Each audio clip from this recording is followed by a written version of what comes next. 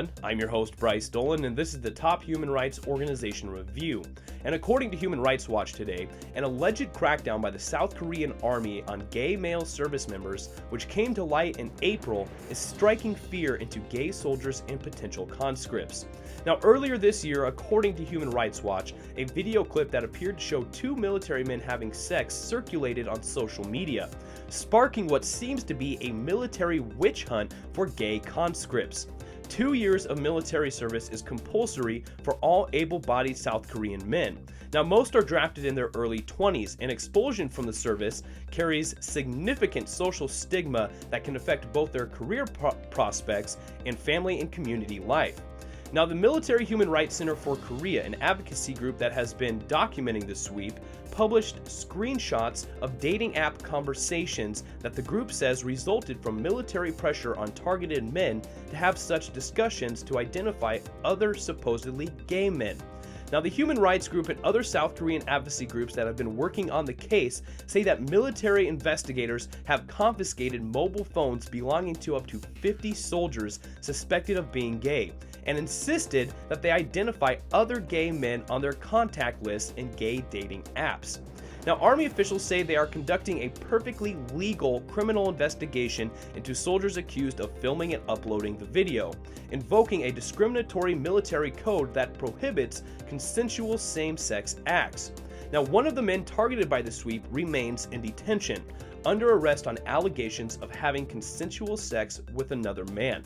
Now, according to Human Rights Watch, South Korea's government has consistently voted to support measures at the United Nations that call for an end to discrimination against LGBT people.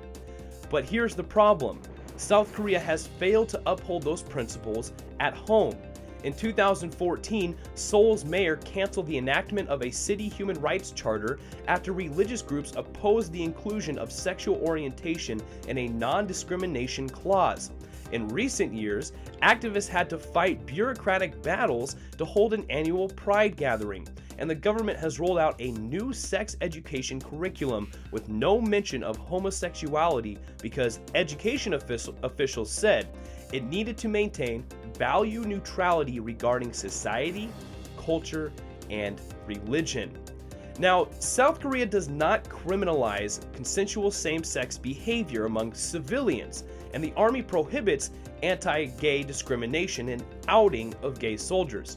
However, according to Human Rights Watch, the 1962 Military Criminal Acts Article 92.6 has been used to punish sexual acts between servicemen with up to 2 years in prison under a disgraceful conduct clause. Now, regardless of consent and whether they had sex in or outside of military facilities. Now, according to Human Rights Watch, proponents of the law in the past and during the current uproar have said it is necessary to leave the sodomy provision in place to protect against sexual violence.